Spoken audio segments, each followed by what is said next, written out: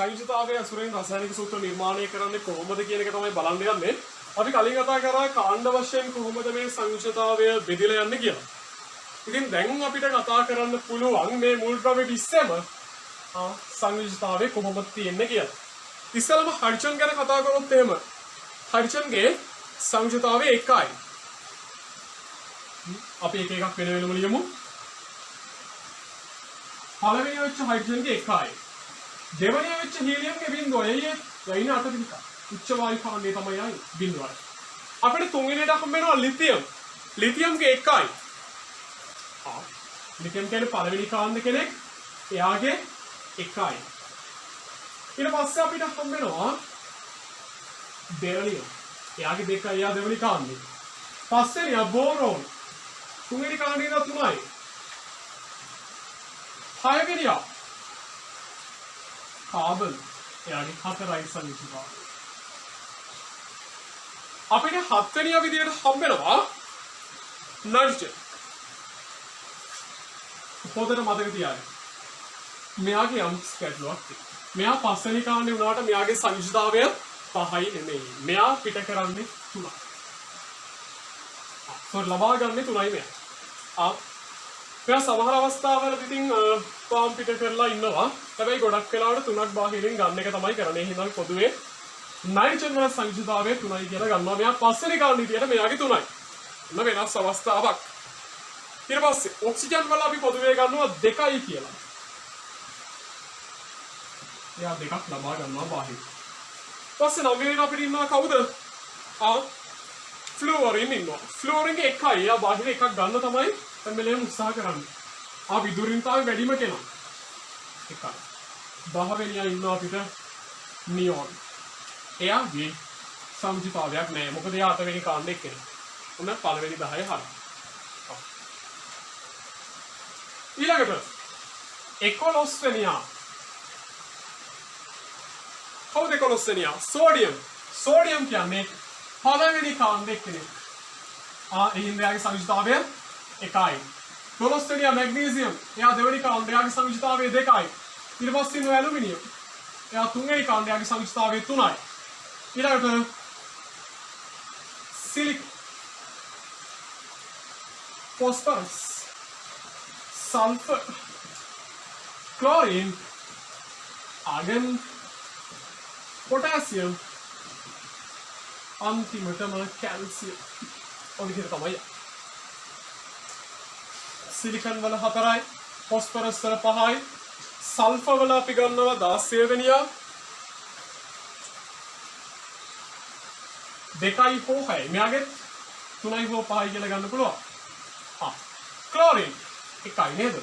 එයා හැම වෙලේකම එක්කෙනෙක් ගන්න තමයි බලන්නේ. විදුරින්තාවේ වැඩි කෙනෙක් එයා. ඊට පස්සේ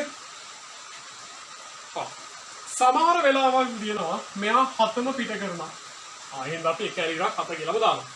ආගන් වල බිඳුව. එයා 8 වෙනි කාණ්ඩේ කෙනෙක් ස්ථායි. එයාට ඕනේ නැහැ බන්ධන හදන්න. පොටෑසියම් පළවෙනි කාණ්ඩේ 1යි, කැල්සියම් දෙවෙනි කාණ්ඩේ සංයුතිතාවය 2යි. ඔය විදිහට තමයි මුල් ද්‍රව්‍ය 20ම සංයුතිතාවයල් නිර්මාණය වෙන්නේ. ඉතින් මේ සංයුතිතාවයල් අනුව පිට කරන කට්ටිය සහ ලබා ගන්න කට්ටිය අතර බන්ධන ඇති වෙනවා. පිට කරන කට්ටිය සහ ලබා ගන්න කට්ටිය අතර බන්ධන නිර්මාණය වෙනවා. හොඳයි. හිතන්න සෝඩියම් ක්ලෝරින් එක්ක බැඳෙනවා කියලා.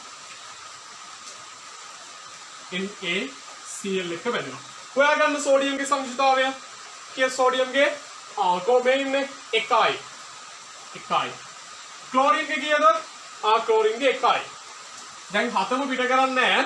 සෝඩියම් එකක් පිට කරනවානේ. එහෙනම් ක්ලෝරින් කරන්නේ ඒක ගන්න එක. ඒ හින්දා අපි මෙයාලගේ දෙපැත්ත මාරු කරමු. මේ සංයුතිතාවල දෙපැත්ත මාරු කළා මේ තැන් වලින් තියෙනවා. එහෙනම් 1යි 1යි වල තියෙන එකේ කිසි අර අපි පෙන්නන්නේ නැහැ නේ එහෙම. එහෙනම් පෙන්නන්න නැතිනම් අපිට කෙලින්ම ලියන්න පුළුවන් NaCl කියලා. NaCl. ඔන්න සෝඩියම් ක්ලෝරයිඩ් වල රසායනික සූත්‍රය. අපි ගමු කැල්සියම් ක්ලෝරයිඩ්. අපි ගමු කැල්සියම් ක්ලෝරයිඩ්. කැල්සියම් වල සංයුතිතාවය 2යි. අපි දෙපැත්ත මාරු කරනවා. එතකොට කැල්සියම් පල්ලේ ඉන්න 2 යනවා Cl ගාව. Cl පල්ලේ ඉන්න 1 යනවා කැල්සියම් ගාව. එහෙනම් නිර්මාණය වෙනවා CaCl 2 කියන එක. ඔන්න කැල්සියම් ක්ලෝරයිඩ් වල රසායනික සූත්‍රය.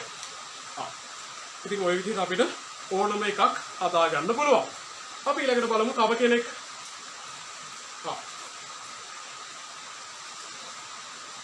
මැග්නීසියමුයි නයිට්‍රජනුයි එක්ක බෙදික්කියා. මැග්නීසියම් නයිට්‍රජන් එක බෙදික්කියා. ඔන්න අපි Mg කියලා ලියාගත්ත මැග්නීසියම්. නයිට්‍රජන් N කියලා අපි දාගත්තා. මැග්නීසියම් වල සංයුෂ්ඨතාවය කීයද? 2යි. නයිට්‍රජන් වල සංයුෂ්ඨතාවය 3යි මේ. ඔයක ඔය පස්වෙනි කාණ්ඩෙට එයා 3යි. දෙපැත්ත මාරු වෙනවා. එහෙනම් Mg ගාවට 3 යනවා 2 යනවා N ගාවට. Mg3 N2 කියලා අපිට ගන්න පුළුවන්. හරි. දැන් මෙහෙමත් ඒවා එනවා. කොහොම හිතන්නකෝ මැග්නීසියම් ඔක්සිජන් එක්ක ප්‍රතික්‍රියා වෙනවා කියලා. මැග්නීසියම් ඔක්සිජන් එක්ක ප්‍රතික්‍රියා වෙනවා. හරිද? එතකොට මැග්නීසියම් වල සංයුෂ්ඨතාවය 2යි ඔක්සිජන් වල 2යි. එතකොට මේ දෙක සුළු වෙනවා. කැපිලා අවසානයේ MgO විදියට තමයි නිර්මාණය වෙන්නේ. එහෙනම් මතක තියාගන්න අපි භාවිතා කරන මුල් ද්‍රව්‍ය දෙකේ ඒ කියන්නේ කැටායනයේ සහ එනායනයේ සංයුෂ්ඨතාවය සංයුෂ්ඨතාවයන් එකිනෙක සමානයි නම් ඒ දෙන්න කැපිලා යනවා. මේක දෙකට කැපිලා යනවා. දැන් තුනට තුන මොකක් හරි තිබුණා ඒක කැපිලා යනවා. එකට එකක් ඉතින් කැපිලා යනවා වගේ තමයි. දැනෙන්නවා. එහෙනම් මේක කැපිලා ගිහලා අවසානයේ MgO කියලා නිර්මාණය වෙනවා. දැන් ඔන්න සරලවම මුල් ද්‍රව්‍ය වලින් රසායනික සූත්‍ර නිර්මාණය වෙන හැටි ඉවර. දැන් අපිට බලන්න තියෙන්නේ බහුපරමාණුක අයන වලින් මොකද්ද වෙන්නේ කියලා. හොඳයි. බහුපරමාණුක අයන වලින් කොහොමද සංයෝග හැදෙන්නේ කියන එක තමයි ඊළඟට බලන්න හදන්නේ. ඔන්න තියෙනවා සංයෝග ගන්නවා. ඇමෝනියම් NH4+ කියලා අපි කියනවා. NH4 ධන. හයිඩ්‍රෝනියම් ඕ සෙට් එකක් තියෙනවා.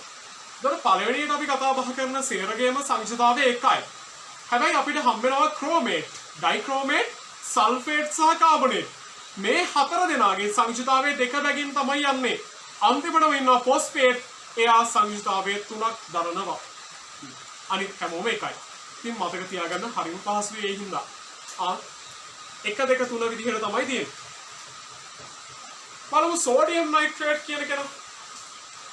Sodium nitrate.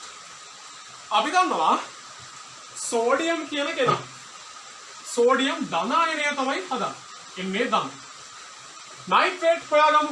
දැන් මේවා පාඩම් කරගන්න ඕනේ. නයිට්‍රේට් කියන එකේ සූත්‍රය මොකක්ද? NO3 නේද? එතකොට මෙයාගේ එකයි සංයුෂ්ඨතාවය මෙයාගෙත් එකයි. දැන් මොකද වෙන්නේ? එක එක මාරු කරගන්නවා කියන්නත් පුළුවන් නැත්නම් එකට එක කැපිලා යනවා කියන්නත් පුළුවන්. කොහොම හරි අපිට හම් වෙනවා NO3 කියලා කෙනෙක්. එකව හරිම ලේසි. හිතන්න ඇමෝනියම් ෆොස්ෆේට් කියලා කෙනෙක් ඉන්නවා.